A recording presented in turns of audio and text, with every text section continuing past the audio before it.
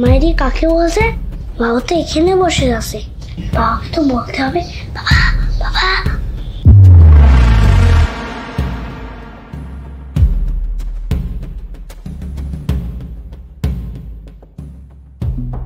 আরে ও আয়না আনলো কেন?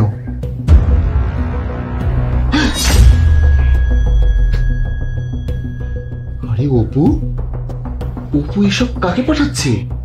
I love you, heart sign message, এসব সে কাকে পাঠাচ্ছে?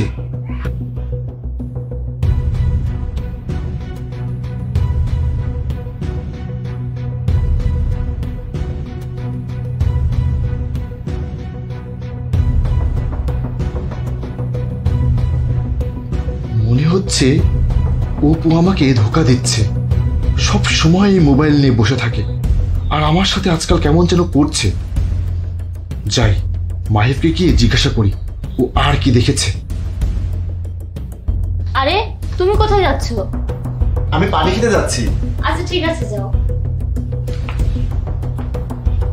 বাবা বলো, তুমি আর কি দেখেছো? বাবা ফোনে অনেক কথা বলে। বুঝেছি, অপু আমাকে ধোকা দিচ্ছে। সারাক্ষণ ফোন নিয়ে বসে থাকে, আমার সাথে ঠিকমতো কথাও বলে না। বাবা শোনো, আমি আম্মুকে হাতে হাতে ধরতে চাই। আমি ওখানে গিয়ে বসবো, তুমি আমার কাছে গিয়ে আইসক্রিম খাওয়ার বায়না করবা, ঠিক আছে? আজকে ওদেরকে হাতে হাতে ধরবো, তারপর আমি তোমাকে নিয়ে বাইরে যাব, তারপর দেখবো কি হয়, ঠিক আছে বাবা? বাবা আমি আইসক্রিম খাবো। আচ্ছা বাবা, তুমি আইসক্রিম খাবে? চলো। অপু, মাহিব আইসক্রিম খাবে, আমরা বাইরে যাচ্ছি। আর আমারও কিছু কাজ আছে, আমাদের আসতে একটু দেরি হবে। আর তুমি আমাদের জন্য রাতের খাবার রেডি করো না, আমরা একবারে খেয়ে আসবো। আচ্ছা ঠিক আছে, তোমরা যাও। ঠিক আছে, চলো বাবা। আরে বাহ, আজ বাপ বেটা দুজনে চলে গেছে। এখন আমি এক কাজ করি, আমি ফোন করে আমার বয়ফ্রেন্ডকে ডাকি। ও তো কাছেই আছে, 2 মিনিটে চলে আসবে, আর খুব সুন্দর সময় পার করা যাবে। হ্যালো,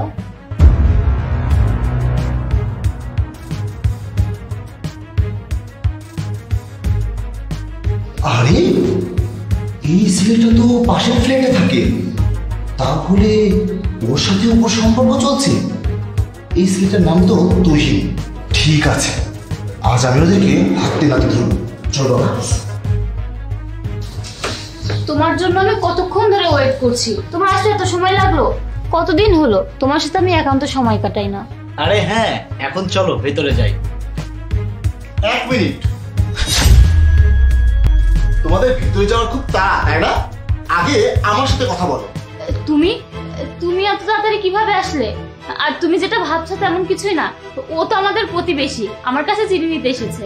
আরে থামো, আর কত মিথ্যা বলবে? তাকে তুমি আই লাভ ইউ বলে মেসেজ দাও, সেসব আমি দেখেছি। যখন তুমি সোফায় বসে এরকম করছিলে, তখন মাহিব আমাকে আয়নায় সবকিছু দেখিয়েছে। কি? মাহিব তোমাকে বলেছে আমাদের সম্পর্কের কথা?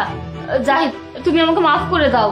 আমি আজ বুঝতে পেরেছি যে আমি ভুল করেছি, আমি তার সাথে মিলে তোমাকে ধোকা দিচ্ছি। কিন্তু এখন আমি তোমাকে প্রমিস করছি আমি আর কখনো এসব করব না। প্লিজ তুমি আমাকে মাফ করে দাও। আর তুমি এখান থেকে চলে যাও, আর কখনো আমার সাথে যোগাযোগ করার চেষ্টা করবে না। দাঁড়াও, কোথায় যাচ্ছ? তোমার পুরস্কারটা নিয়ে যাও। এখন যাও, আমি তোকে পরে দেখবো। যা। আর তুমি, তোমার লজ্জা করে না এসব করতে? আরে ছোট একটা বাচ্চা আছে তোমার, তুমি যদি এসব করো তাহলে ওর উপরে কিরকম প্রভাব পড়বে সেটা কি একবার ভেবে দেখেছো? জাহিদ, আমি তোমাকে সত্যি বলছি, আজকের পর আমি আর এমন কখনোই করব না। আমি আমার কাজের জন্য সত্যি খুব লজ্জিত, প্লিজ তুমি আমাকে ক্ষমা করে দাও। আমি তোমার কাছে হাত জোর করছি, তুমি আমার বাড়ি থেকে চলে যাও। বাবা তুই আমাকে ক্ষমা করে দে, তোর মা এমন ভুল আর কখনোই করবে না। তোরা আমাকে আলাদা করে দিস না, আমি তোদেরকে ছেড়ে কোথায় যাব, আর তোকে ছেড়ে আমি কিভাবে থাকবো? বাবা আমি তোর কাছে হাত জোর করছি, আমাকে ক্ষমা করে দে। তুমি চলে যাও, তুমি বাবাকে ধোকা দিচ্ছ, চাই না তোমাকে। চলে যাও এখান থেকে।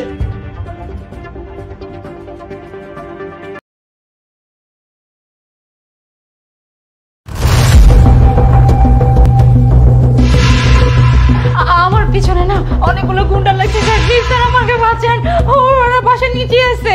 তোর পিছনে গুন্ডা লেগেছে মানে? কিন্তু কেন লেগেছে? স্যার আমি ওই যে সবজি নিতে নিচে গেছিলাম, এরপর ওই কিছু পোলাপান না আমার হাত ধরে টানাটানি করছে, আমি কোনো রকম পালায় পড়ছি স্যার। ওরা বাসার নিচে আছে, উপরে চলে যাবো স্যার, আপনি আমার একটু বাঁচান স্যার। ঠিক আছে, তুই এখানে বস, দেখছি আমি কি করা যায়। আচ্ছা স্যার।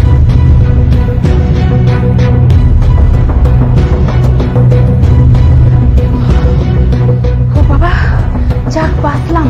স্যারকে তো কোনো রকম এখান থেকে বিদায় করলাম, এখন টাকাগুলো কোনোভাবে নিয়ে নেই।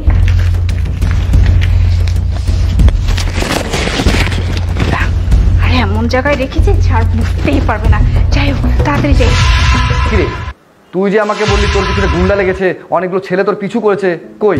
আমি তো নিচে গেলাম, কাউকে তো দেখতে পেলাম না। স্যার আমার কি মনে হতেছে জানেন স্যার, ওই মনে হয় পালাই গেছে, বুঝছেন? কারণ জানেন তো এটা আপনার বাসা, পুলিশের বাসা, এর লেগে ভাইয়া গেছে স্যার। বলে গিয়েছে মানে?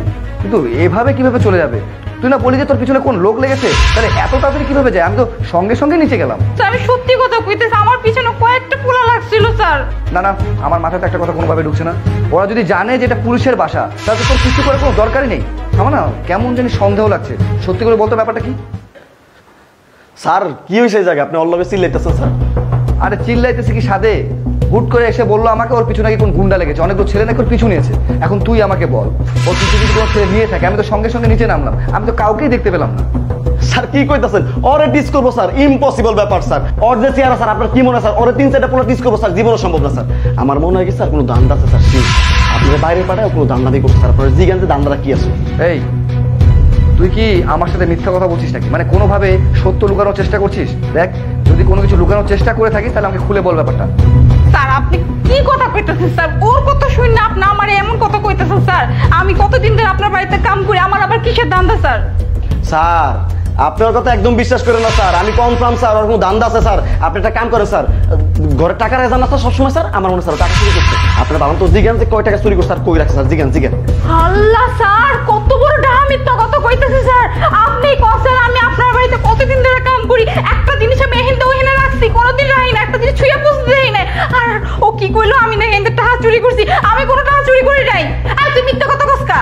এই তুই চুপ থাক, আমি কোনো মিথ্যা কথা কইতাছি না স্যার। শুনুন স্যার তাহলে কি করছে স্যার। কয়দিন আগে আমার কি হয়েছে স্যার জানেন? কইতাছে স্যার তো সব জায়গায় টাকা পয়সা বিচার হয়, ঠিক আছে, চল দুজন মিলে চুরি করি, রাজা চুরি করবো 50% তোর 50% আমার। পরে আমি কইলাম না, আমি তো স্যারের টাকা চুরি করতে পারবো না, আমি স্যারের জায়গায় 8 বছর ধরে চাকরি করতেছি, আমি স্যারের লগে বেমানি করতে পারবো না। আমি স্যার না করেছি ডিরেক্টলি। আর ও কি করছে শুনবে স্যার?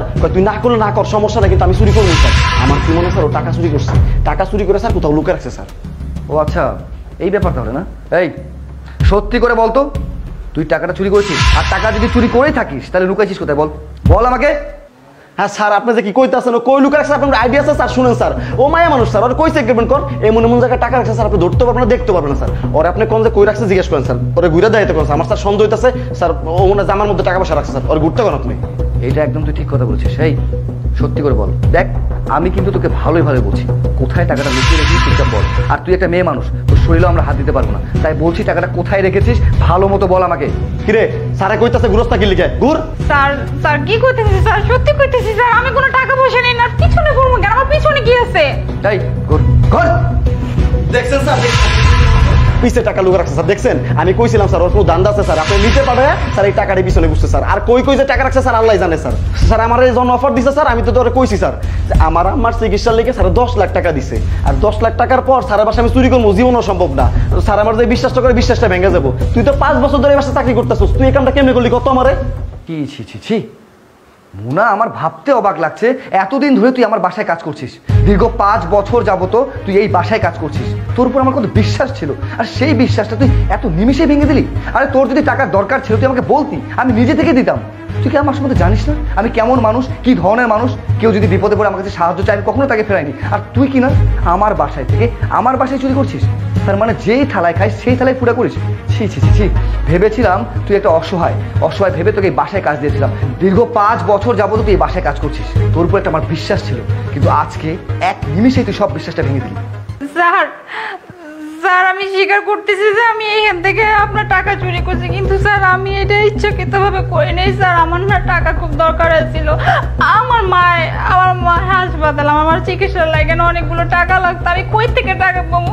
তাই ভাবলাম যেহেতু আপনার এতগুলো টাকা পড়েছে, আমি এনে কিছু টাকা লয়ে যে মার চিকিৎসা করে এর লেগে স্যার আমি টাকা চুরি করছি। নাহলে স্যার বিশ্বাস করেন আমি আপনার নুন খেয়ে আমি আপনার লাগে জীবনে এই কাজ করতাম না।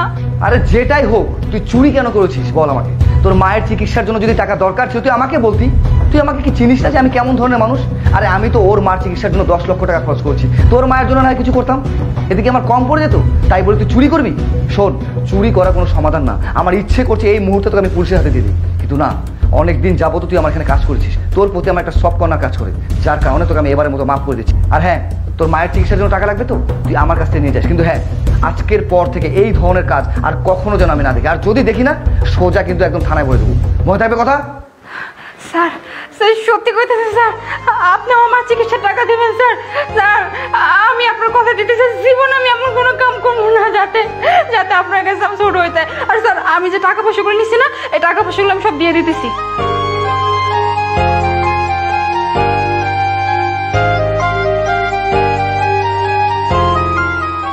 আচ্ছা ঠিক আছে, তোর মা তো হসপিটালে ভর্তি, তাই না?